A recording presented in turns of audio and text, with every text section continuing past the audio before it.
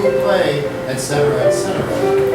And don't be shy if you feel like taking photos of the cast in their native habitat. Go right ahead as long as there's no flash photography. And if you decide to, please feel free to tag NOLA Voice Theatre on Facebook on our official Facebook page.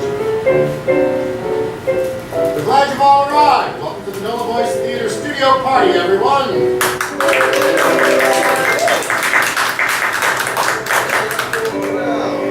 The NVT Studio Party comes to you live from the new Azienda Theatre here in beautiful downtown Chalmette, Louisiana.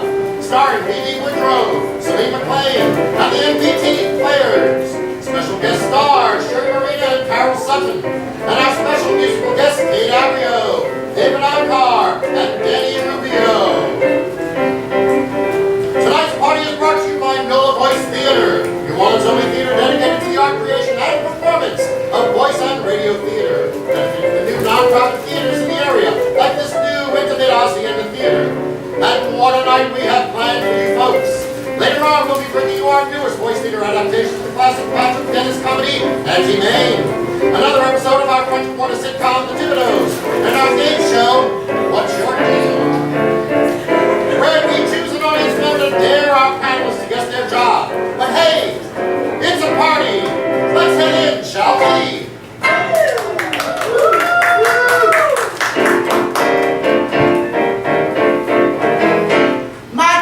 Doris just came from the beauty parlor. 3 hours she was there, and that was just the estimate.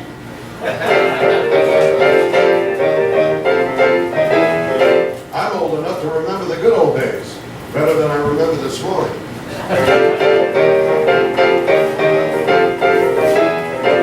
When I was 5, I wanted to be a doctor. Well, why didn't you? What medical school has a kindergarten? Fisher Price Sinai?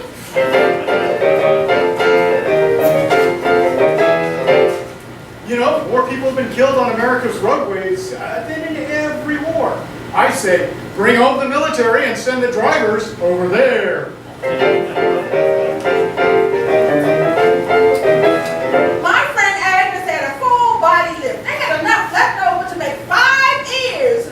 She looks terrible, but her hearing is amazing.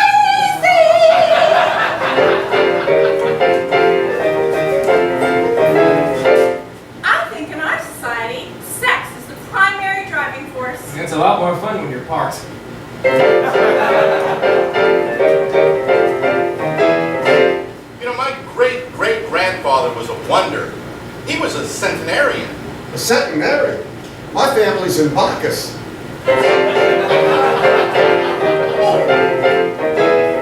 There's only 2 things I look for in a man: a job and a pulse. In that order. Do you think nudist colonies are democracies? Probably yes. How do they vote? A show of hands.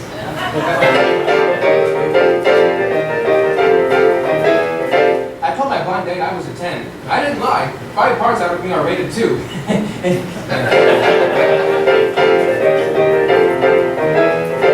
Touch me for good luck. Why? I found a free parking space in the French Quarter. My senator has a perfect party record. In 8 years, he's never missed a party. In Washington, or Nolans.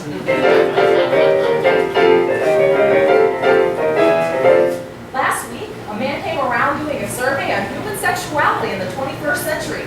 I was doing fine until we hit multiple choice.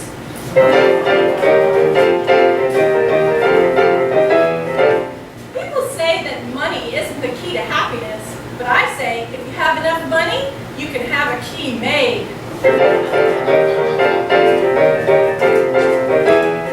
All my mother ever told me about sex was that the man goes on top and the woman goes on the bottom. For the first 3 years, my husband and I slept in bunk beds.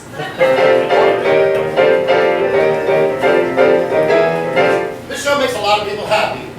At about 9:30 when it's over.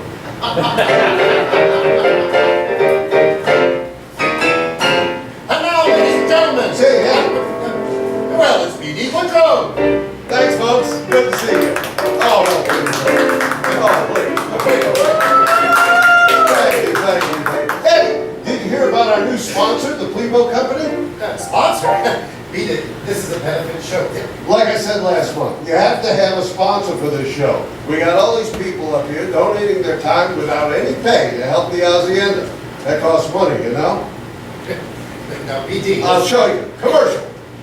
Tonight's show is brought to you by the Plebo Company. The Plebo Company has been the leader in fine manufacturing for years. Things were rough, but they got better.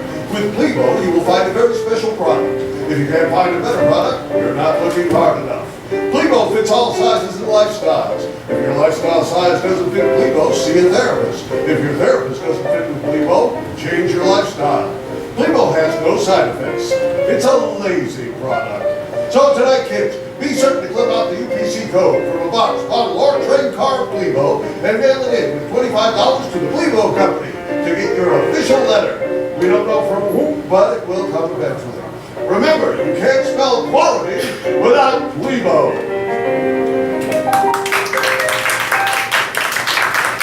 Next up, we have a fantastic singer and performer who guest starred in our very own Main Street New Musical Festivals last year. He's a founding member and lead singer of Karma. Introducing to you tonight, Mr. David Ancar. Thank you very much.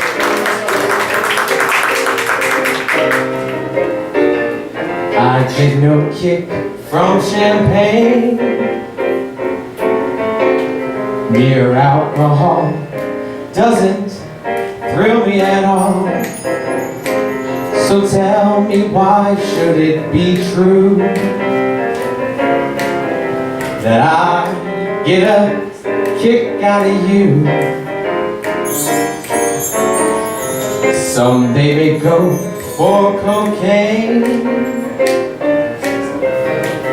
I'm sure that if I took even one sniff, it would bore me terrifically too. But I get a kick out of you. I get a kick every time I see you standing there before me. I get a kick, though it's clear to see you obviously do not adore me. I get no kick on a plane,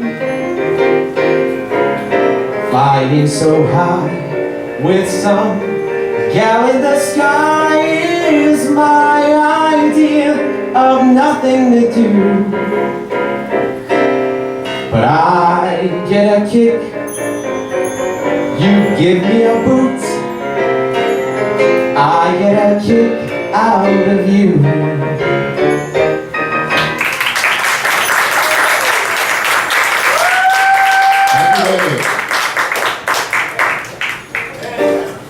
Now it's time for the Thibodeaus. Yes, it's time once again to visit our favorite family of New York Gray, Erasmus and Penelope Thibodeau. Brought to you tonight by the Plebo Company. Plebo, accept no invitations. Starring B.D. Boudreaux with Stephen Denning and Soline McLain as Raz and Penny Thibodeau.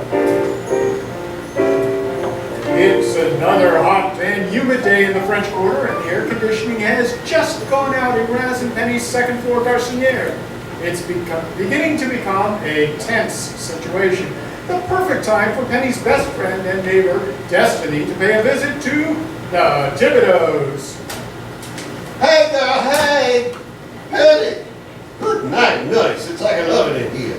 Penny, are you here? Yes, Destiny, I'm here. Listen, Mother Tennessee Williams, you look like a drowned rat. I'd rather be a rat. At least the sewers are cool. Air conditioning out, is it? It happened last night. 1 minute we were climbing into bed together. The next minute we were trying to peel the sheets off of us. I've never had a good night that didn't end that way. I have no doubts. It was just terrible. I hate being hot and sticky. Not a word out of you. Anyway, the repair service can't show up until Monday, so Raz went out to get a window unit. Why does that sound dirty when you say it? Look at me. I look like the last night of the college music festival. Can I come down to your place? Darling, I don't have air conditioning. Why do you think I come up here? No air conditioning. How do you sleep at night? Depending on the night in the company, every 20 minutes or so. Penny! Penny! Hark! The intrepid hunter returns. Oh, it's Raz. He's on the sidewalk. Yes, Raz! Can you come help me with this window unit? See, that's how it should be said. Destiny, go down and help Raz. I am sweating so much I can't hold on to anything. Are you kidding? You want me to go down there and help Erasmus haul an air conditioner up those stairs? If you do it, I'll let you sit in front of it running full blast for an hour. Somebody should go help that poor man with his window unit.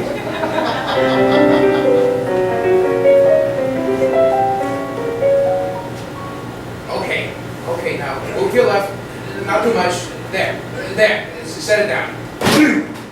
I'll be roasted alive. That was the longest 20 minutes of my life. Congratulations, boys! You've made it from the front door to the first step. At this rate, you'll have it upstairs by Christmas. Hey, this unit is heavy. Well, why did you get one so big? It was the only one left in the store. They gave me a good price on it. Did they also recommend a chiropractor? Guys, are you sure that's going to fit in our window? Yes, Miss Skeptic. I did measure the windows. I'm not a complete idiot. If you say so, honey. I'm going upstairs to take a shower again. You let me know when you reach the summit. Okay, Destiny, you grab that in and let's carry it up. Now, just a minute. I'll have the heavy end and have to go in backwards. So what else is new? Watch it, Erasmus. Bodies go missing in a quarter all the time. Okay, come on. Did you get this whip thing upstairs? No, not again. Penny did go upstairs and took another shower. Then she had time to dry her hair, fix herself a sandwich, and watch a movie on Netflix before Raz and Destiny finally made it to the apartment.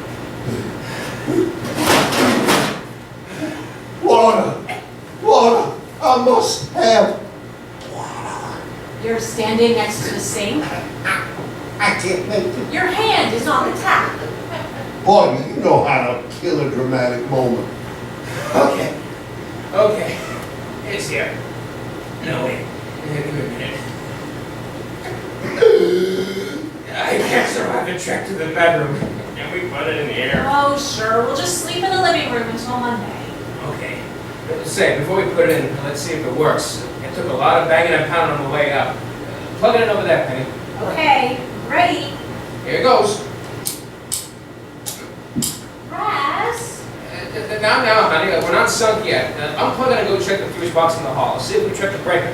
That thing better work, Raz. If you can't find a fuse box, find a box fan. I'm about to be a puddle on the floor. Hold on. Yeah, there it is. Here we go. Erasmus, Yes, Destiny? is that cool air I feel coming from everywhere but your window unit? Yes, Destiny. Do you think Penny will be mad? Erasmus Thibodeau. Yes, Destiny, I think I do. A fuse, Raz? I had to sleep in the tub last night because of a fuse? Okay, honey. But hey, you don't have to pay the repair people either. Why don't you go to call and cancel them? You owe me big time, Mr. Thibodeau. It was hot last night, but tonight it's going to be cold. I'd wear a sweater to bed if I were you. 3 extra layers. No. What am I going to do with this window unit? Well, I don't have an air conditioner in my apartment. I'd be happy to take it off your hands. Really? Wow, thanks, Destiny. That's really nice of you. Don't mention it. Come down tomorrow. I'll give you a check. Okay. Say, what about the window unit? Oh, silly me. I nearly walked off without it. Destiny! You can carry that unit by yourself? Why didn't you do that on the stairs? Because that was for you. This is for me. You've been listening to the Thibodeau story. Stephen Deming, and P.D. Boudreaux as Destiny. Brought to you by the Plebo Company. Plebo, there's nothing else like it. This is your announcer, Jim Holmes, saying join us again next time when we pay another visit to the Thibodeaus.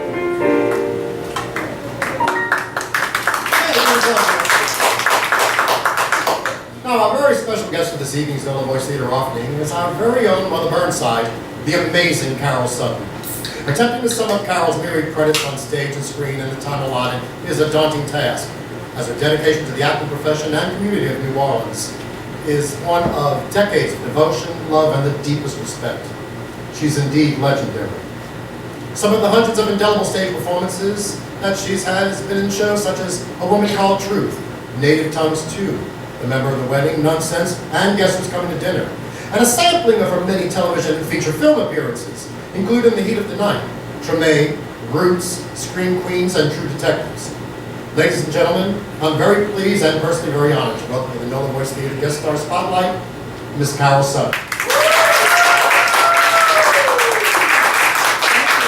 Welcome, Carol, and thank you so much for joining NOLA Voice Theatre this evening. Well, hello, Edward, and thank you for having me to come and help support new theater spaces in our area. New theatre spaces in the metro area are so very important to have and support. They help not only the performers, technicians, and everyone involved in the productions, but also, just as importantly, the theater-going community as well. And we're grateful to hear that the theater-going community out here is supporting the company of St. Bernard and this, their very new, intimate Azienda Theatre. Although so many of us on stage tonight have performed in various size stages throughout our career, but in large and small theaters, and it offers a chance to explore, experience, learn, and grow together as a community. That is so very true, Carol. And speaking of performing in large and small spaces, as well as on the big and small screens, I want to ask you what you're working on now so people here tonight can look forward to experiencing your talents and your upcoming endeavors. Well, just last week, the theater group that I started with celebrated our 50th year in operations. And that theater group is? The Sheik? The Sheik Project. Just give them a hand for 50 years. 50 years in New Orleans. We started in 1968. 68 to 2002. That is tremendous. And before that, the week before that, I just finished working on a film. I started in LA, then we went to Atlanta with it called Palms. And I want you all to really look for this one because I'm excited. Well, what is Palms? Is it about Pomeranians, the dogs? Yes. Palms is about a group of women who started cheerleading squad, and we're all senior citizens. Well, who else is it? Well, the Aside from yourself. myself, the star of it is Miss Diane Keaton. And then Miss Pam Greer. Pam Greer, I'm Miss sorry. Jackie Weaver, who was nominated for Academy Award for Silver Linings Playbook. Yes. Miss Rhea Perlman, who's caller on Cheers. So it's an all-star cast, and I was blessed enough to get a part to be one of the two. Oh, I'm sorry, they're blessed to have you with us.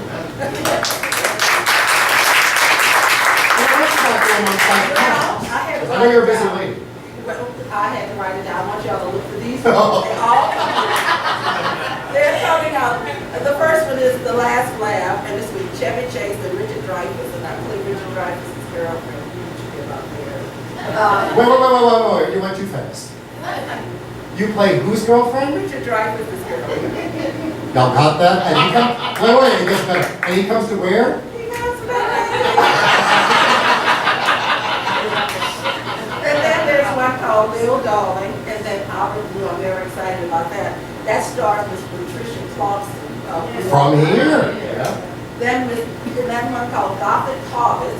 Now, it's directed by Ashley Harrison. No, yeah, George Harrison.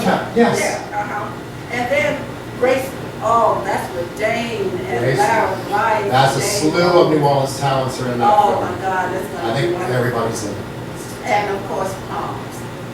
But that just wrapped shooting 2 weeks ago, so it's not going to be until 2019. And she managed to find time to be able to be here with us tonight, folks. Carol, it's also exciting. I wish you all the very best with everything. I'm looking forward to enjoying you on stage and screen very soon, and I'm certain our audience does as well. Thank you so much. Ladies and gentlemen, Miss Carol Sutton.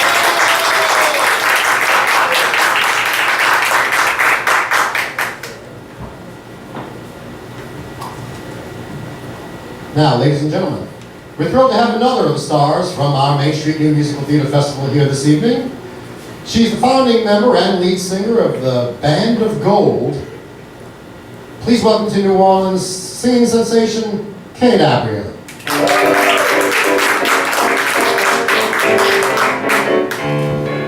Buzz took a monkey for a ride in the air. Buzz thought that everything was on the square. Buzz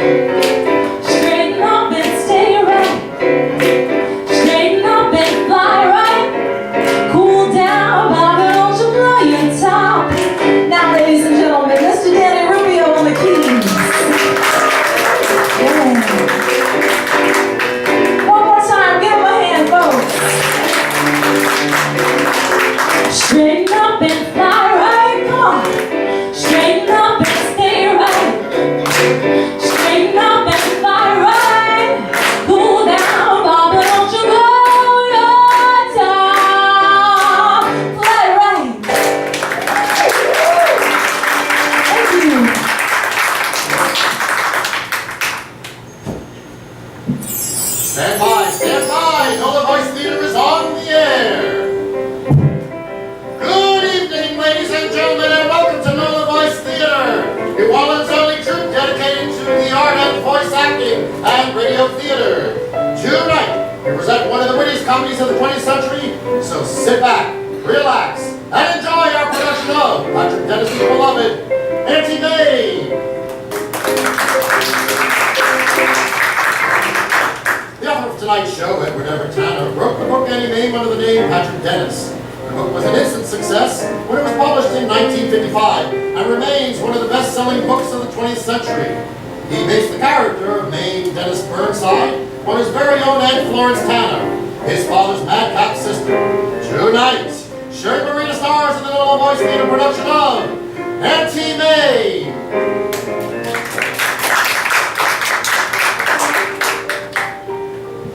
I was clearing out some cabinets yesterday and found an old copy of the Digest.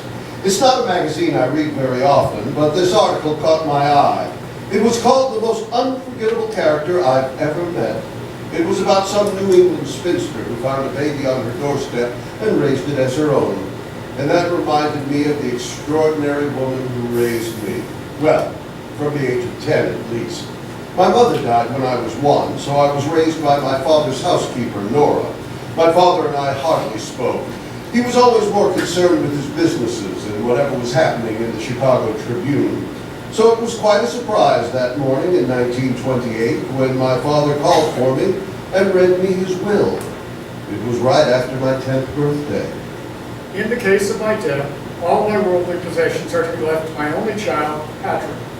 Should I die before the boy turns 18, I appoint my sister, Mame Dennis, of number 3 Beacon Place, New Orleans, as Patrick's guardian. I didn't know I had an aunt. For good reason, son.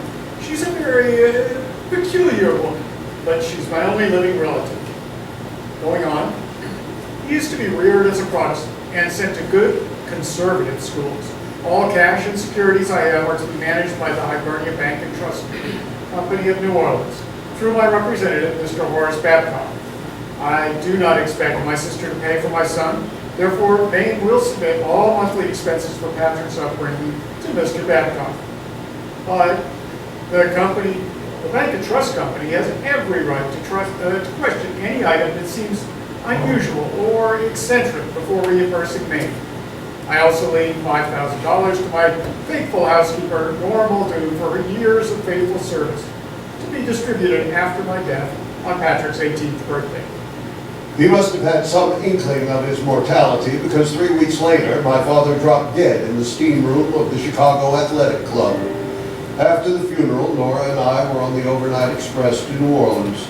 Number 3 Beekman Place was, as I expected, one of those modern pleasure palaces like the ones on Lakeshore Drive in Chicago. It was in an area the New Orleanians call the American side of Canal Street, the widest street in the world. At first, the doorman didn't want to let us in, but under Nora's insistence, he relented and sent us up to the penthouse. Mind your manners now, Patty. Your Auntie Mame will be a very sophisticated lady. Will you look?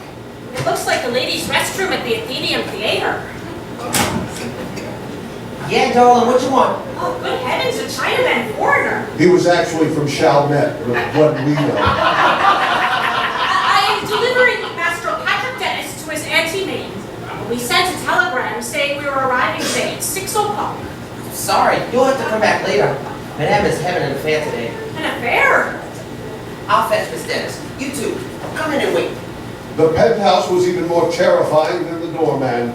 The walls were a garish orange color, made worse by an enormous Chinese lantern in the center of the ceiling. Heathens! What was your father thinking sending you to a place like this? Suddenly, we became aware of this apparition coming towards us. She looked like some exquisite Japanese geisha, long golden silk robes trailing behind her, jade and ivory bangles on her arms, wafting a long bamboo cigarette holder at Nora.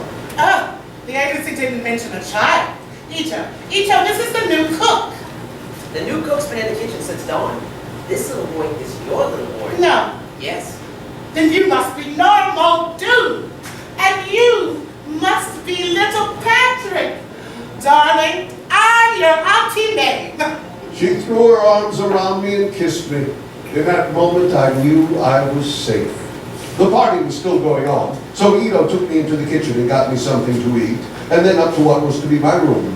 Before I fell asleep, exhausted from the train, Auntie Mame stuck her head through the door and said, "Good night, my little love. And remember, you come to my room tomorrow morning, and we'll have breakfast together. Sleep well." Mornings for Auntie Mame began around 1 in the afternoon. For her frequent guest Vera Charles, the infamous actress, it was around 3. As requested, I reported to her room and had what was to be the first of many late breakfasts. Come sit here by me, my little love. That's better. Now, I've been reading your poor dear father's will. He wants you in a conservative school, of course he does. What grade is one in when one is 10 years old? I'm in the 5th grade, but I got in when I was 9. Very good. I was hoping you would be precocious. What does precocious mean? Oh, child. A rich vocabulary is the hallmark of the intellectual. I'll write it down for you. There. Now you take this, and every time you hear a word you don't understand, you write it down, and Auntie Mame will explain it to you. And Patrick Darling, always remember, life is a banquet, and most poor suckers are starving to death. And what a banquet it was. I learned more at Auntie Mame's literary parties that summer than I learned my first 2 years of college, expanding my vocabulary with words like narcissistic and nymphomaniac. I not only learned how to say daiquiri, I learned how to make a decent one. That first summer was a real awakening of the senses. It couldn't last. At the end of the summer, a letter arrived from the Hibernia Bank and Trust, and along with it, a raft of histrionics. Oh, my little love. It's from that wretched trustee, Mr. Babcock. He's insisting on meeting me to discuss your schooling on October the 28th. Oh, that's today. I know he has some nefarious plot to undo all the plans I have for you. He wants to meet with me at his office. Where the hell is Algiers anyway? Patrick, my darling, don't wake your Auntie Vera. Oh, I'm already awake. I heard your death scene down the hall, Phaedra. Oh, will you look at my dress, Ito?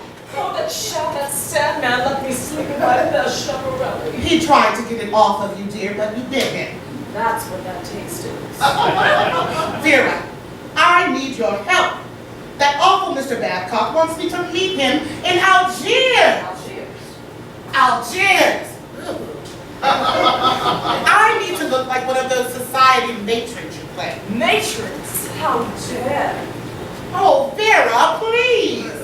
I have to look conservative for this meeting. I need you, my older, dearest friend. Oh, please, Vera. Well, we mustn't be rash. We must do this properly, methodically. We require fuel. Patrick, you and Ito make us up a pitcher of daiquiris. Now, Mame, let's approach this for what it is. You're playing a part on stage, the role of the responsible maiden aunt. Secure, stolid, dull. What if you got this garment district you call a closet? What about this gray horror? That old dressing gown, it hangs on me like a sack. Perfect. Throw on some pearls and you're ready for a TAR meeting. Now about your hair. I have a drawer full of it over there. How many shades do you need? You never know. I might go back to one of those colors. I've told you for years, dear. You should keep your hair natural like mine. If I kept my hair natural like yours, I'd be bald. Oh, aren't we with you? Here, braid this ball and pin it around the top of your head like a halo. As long as you don't turn into a pillar of salt, he won't know the difference. And after a long arranging session, Ito drove us across the Mississippi River, and we were in the office of Mr. Horace Babcock at the Hibernia Bank and Trust. Thank you for coming here, Miss Dennis. Hello, Patrick. Well, what a bully little man, yes, sir, a bully little man. Miss Dennis, please have a seat here. Patrick, you sit over there by the filing cabinet. First off, Miss Dennis, let me say how sorry I was to hear of your brother's passing. You know we were old school chums at St. Boniface. Bully fellow. Now, let's talk about this boy's education. I made some inquiries on the finer boys' schools in the area, and Mr. Babcock, I think a co-educational school is best for Patrick. Throwing boys and girls together at a young age does so much to reduce psychosexual tension. Don't you agree? Men and women do live together, Mr. Babcock. They get married and things like that. I hadn't considered a co-educational school. Let's see, now there's, yes! There is the Isidore McGee School. They have a good reputation. Have you considered the new school for social development in the Vatican? It's a very progressive school run by a brilliant man, Dr. Acacius. No, Miss Dennis, that is radical. Radical! Exactly the kind of school your late brother did not want his son to attend. I see. Now, how about Protestant brothers? Too stuffy. How about Town and Country Day? No, too liberal. They allow the boys to take sewing classes. Newman Hall? No, the Toro School. Miss Dennis, let me make this clear. That boy is going to be raised as a God-fearing Christian with decent schooling, just as his father wanted. I've given you several good choices of conservative, reputable schools. Now, which of those will it be? I had only known Auntie Mame for a few months, but I expected her to destroy Mr. Babcock in his own office. I think he expected it too, but she just looked at him and smiled. Well, Mr. Babcock, it seems you have taken great pains. Very well, you are his trustee. I suppose we should trust you. Whatever school you decide will be fine with me. I suggest Isidore McGee. Perfectly fine school for Patrick. Then Isidore McGee it is. We will enroll Patrick today, and he will wear the uniform with pride. Good day, Mr. Babcock. And thank you for the educational afternoon. The next morning, true to her word, Auntie Mame and I set out for Isidore McGee's school. I was enrolled and I did wear the uniform proudly for all of 1 hour. We both left right afterwards and went directly to Dr. Acacius and the new school for social development in the Vatican. When Mr. Babcock found out, he blew a gasket, especially after he discovered that some classes at the new school were taught in the nude. I tell you, Miss Dennis, I knew you were capable of some nutty things, but this takes the cake. Do you know those children were all naked when I walked in? That kook Dr. Acacius had them all on the floor, playing some cockamamie game. What was it, boy? We were playing Fish Family. Dr. Acacius took all the boys to one side of the room, and Mrs. Acacius took all the girls to the other side. Then Mrs. Acacius and the girls pretended to be ladyfish laying their eggs. Oh, I see. And then what? Well, then we all did what gentlemen fish do. What could be more natural than that, Mr. Babcock? I told you, Dr. Acacius is a brilliant instructor. He's a personal friend of Freud. Freud? The new school is a perfect place for a young life to be molded. Miss Dennis! I have the power to put this boy into a school of my choosing, and by God, I'm going to do just that. I choose my own alma mater, St. Boniface Academy. It's a boarding school, Miss Dennis, in upstate Massachusetts, where he will learn to be a man. You'll only get your depraved hands on him at holidays and summer breaks, and I wish to heaven I could prevent you even from that. No, Mr. Babcock. Patrick can't go that far away. I'll never see him. We'll go now to the Isidore McGee School. He can make up the time. Too late, Miss Dennis. I have spoken. You have that boy packed up and ready to leave on Sunday morning, or so help me. Good day, Miss Dennis. I'll see myself out. Auntie Mame? Don't worry, my little love. Auntie Mame will think of something. Oh, Mame, it's just awful. I know, Vera. Oh, that dreadful Mr. Babcock just left, and he's going to take Patrick and send him to... What are you talking Please hold. Haven't you heard? It's all over, Mame. What do you mean? Miss Dennis is your stockbroker. He wants to say hello before he jumps out the window. What? That's what I mean. Go ahead, talk to him. Hello? Yes, George. What? Are you certain? Even the Bank of the United States? Oh, I see. Well, have a nice trip. Oh dear. I can tell by the look on your face you're wiped out too. And everyone said I was mad for investing all my money in diamonds. Well, look at this portfolio. I don't care about that, Vera. They're going to take my child. That terrible Mr. Babcock is taking my little love to Massachusetts. Massachusetts, Vera. There's nothing I can do. He's Patrick's trustee. I'll have nothing. Auntie Mame, don't cry, Auntie Mame. Please don't cry. Yes, please stop. You look awful. Let's think about this clearly. We need to show this boob cock. Babcock, Auntie Vera. I know what I've said, dear. Auntie Vera works alone. We have to show him that you're stable, responsible. We need to find you a job. That's it! Mame, you're going back on the stage. What?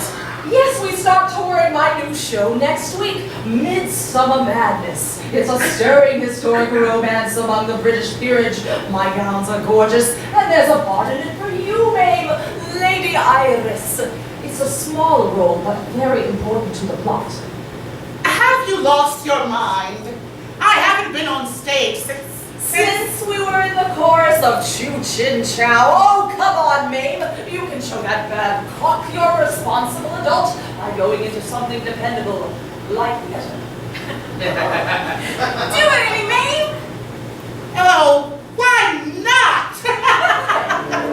And that was it. The following Sunday, we drove to the station and said our goodbyes. Auntie Mame and Nora off on the train to rehearsals in Chicago, and me off on the train from Massachusetts to St. Boniface. Vito got the best deal, staying at home to keep an eye on Beekman Place. For the next few weeks, I settled in at St. Boniface. Mr. Babcock's son Dwight was my roommate, just like his father, close-minded and a little piggish, but a nice enough guy. Then for Thanksgiving, I got a treat. Auntie Mame's play was opening in New Haven, and I got permission from the dean to take the train to see opening night. It was quite an experience. Vera Charles was what they used to call a women's actress, which meant she played the leading lady in lavish historical dramas where the plots were less involved than her costumes. She's most famous for her production of St. Joan, where, as a simple farm maid from Orléans, her wardrobe made the Dauphin of France look like he shot off the rack. This particularly tepid potboiler was set on an Edwardian British estate. On Auntie Vera's first entrance in Act 1, they applauded her gown, a blazing scarlet affair with a large big picture hat, showing it off from every angle. That lasted about 5 minutes, after which the audience settled in for a nice snooze until her next outfit's entrance. Auntie Mame did not appear in Act 1. In Act 2, Vera delighted the audience in a garish, voluminous concoction made girlish by the evening glow of every pink light in the state of Connecticut. As in Act 1, 5 minutes in, and they went back to dozing quietly, while Auntie Vera masticated her lines, along with substantial pieces of the scenery. Auntie Mame did not appear in Act 2. In Act 3, Auntie Vera was in her element. The crowd applauded when she entered in a beautiful gold satin gown covered in rhinestones. One of her better tiaras I recognized as a gift from Gertrude Stein, and an ermine cape. She and the audience had just taken root for her final soliloquy when we began to hear it. As Auntie Vera was doing her level best to act, the sound continued throughout the scene. Every time Vera tried to talk above it, the noise only got louder. The audience began to giggle, and it was looking like a contest. Then, almost at the end, Auntie Mame entered as Lady Iris. Of course, the noise was Auntie Mame. The bracelet she was wearing made it sound like a horse-drawn sleigh would be arriving any moment. Once the audience saw where the noise had emanated, they began to watch and laugh at her every move. She She was struggling with an enormous first stone that had to be placed over Auntie Vera's shoulder. I said Lady Iris is approaching. Ahem. Lady Iris. Yes, Duchess. My Lady Iris. Yes, my lady. And now, my dear friends, I must take my leave of you. It has been a pleasure to know you so well, but after all, it has only been midsummer madness. Let go of me. What? I said, let go. I can't. Goodbye, all. What the hell have you got back there, crazy? Curtain. Drop the curtain, you fool.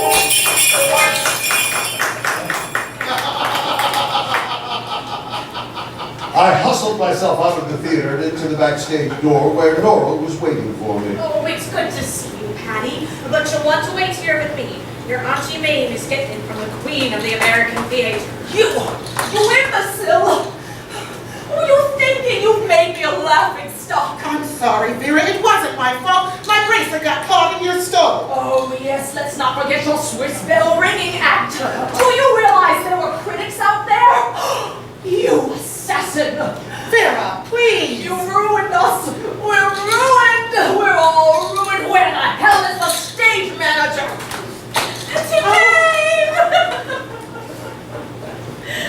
Oh, Patrick, my little love. I'm afraid your Auntie Mame has let you down, my love. Are you kidding? You were the best part of the play. No one even liked it until you came on stage. I'm proud of you. Oh, Patrick. Patrick, that means more to me than anything in the world. This damn bracelet. It's the only one I had left, and I couldn't have gone on without it. Lady Iris would look terrible. I just wanted her to have something. May I escort you to dinner, Lady Iris? Absolutely, my lord. The next morning, the character of Lady Iris was written out of Midsummer Madness. Knowing how these things work, Auntie Mame, Nora, and I cleared out her dressing room and most of Auntie Vera's liquor stash before we left town. Auntie Vera went on to have a nice success with the play. After the show closed, she eventually forgave Auntie Mame for the bracelet, but only after she forced Auntie Mame to buy her 100 shares of Seagrams to make up for taking her hooch. Auntie Mame went back to Beekman Place and began scouring New Orleans for work. She tried her hand at secretarial work for the water board, a mistake they're still trying to fix. She tried working as a receptionist for a law firm. They closed up right after firing her.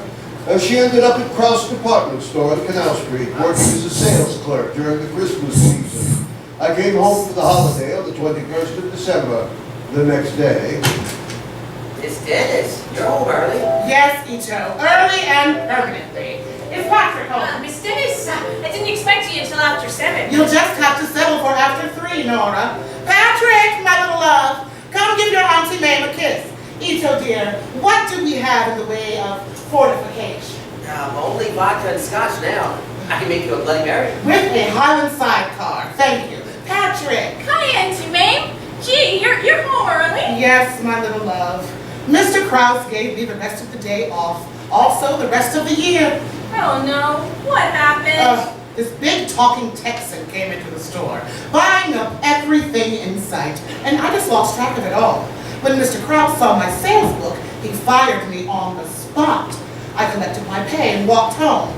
Ito, dear, take the money out of my wallet and see who we can pay this week. Miss Dennis, about that. Yes, Nora. Well, miss, we, Ito and myself, we know that things are, well, bad right now, and we've been saving up for a rainy day. Yeah, right now it's boring, so here, Miss Dennis. Merry Christmas, Mom. What is all this? We paid all the bills, Mom. Every last one.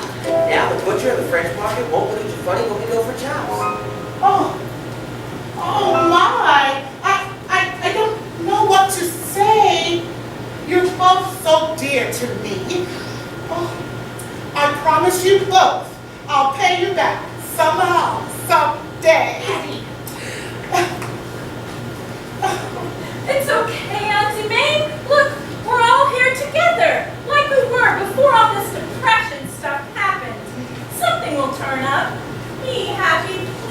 Of course, you are right, my little love. If that's Santa, tell him we've had it! May I help you? There, filling the doorway, was the most gregarious man I ever met. He was well dressed, a Rubenstein Brothers suit and a camel hair coat with a cowboy hat on top. Excuse me, I'm sorry to interrupt you folks like this, but I'm looking for a lady. Who was that lady? You, haven't you caused enough trouble today? Yes, ma'am, you're absolutely right. And I apologize for everything that happened, Miss Dennis. I truly do. It was entirely my fault, and I just had to apologize. Yes, thank you very much. Now, You know I told that Krause. I told him it was entirely my fault, and that he was the one who made the mistake. He made the mistake. Yes, ma'am. You don't put a lady of such obvious class and good taste on the sales floor. No, she belongs in the offices. Meet with the stockholders and them investors. Really? Oh, do go on, Mr. Oh, here are my manners. Beauregard, Jackson, Pickett, Burnside. A pleasure to make your acquaintance. I mean that Mr. Krause tell me who you were. I see. Tell me, Mr. Burnside, what do you do for a living? No, I'm in oil, Miss Dennis. My place in Bastrop, why, it's just crawling with... Bastrop? Louisiana? No, ma'am, Texas. I've got about 300 acres and 7 wells down there. I'd love to show you my pepperwood. I beg your pardon. Pepperwood? Well, that's the name of my sprig down in Bastrop. Got all the family there. Oh, is there a Mrs. Burnside? Yes, ma'am. My sainted mama. No, I'm not married. Oh, I see. Well, thank you for coming, Mr. Burnside. I asked you to stay. Oh, no, I understand all that, Miss Dennis, and I respect all that, but I feel so badly about what happened today. Well, I just won't have a moment's peace if I don't make this right. I'd like to take you all out to see the matinee, the Sanger, and then dinner. My treat. Do y'all like Antoine's? Please, Miss Dennis. I'm gonna be stuck here through Christmas by myself. I'd be honored if you'd let me spend it with your family. How can I say no? Oh, that's great, Miss Dennis. Tell you what, I'm gonna go downstairs and let that nice taxi driver go on. You left the meter running? Well, he looked like he needed a big fare today. Be right back. Oh, marry him, Mom, the moment he asks. You know what I will. No. First things first. I didn't give you my gifts. Ito, there's a new bow tie for you. Nora, I got you a new hat. And Patrick, there's a new pair of long trousers. Finally! Everyone, get yourselves ready. Tonight, we break bread with Beauregard, Jackson, Pickett, Burnside. Hooray! We will return to the second act of NOLA Voice Theatre radio adaptation of Auntie in about 20 minutes. See you there!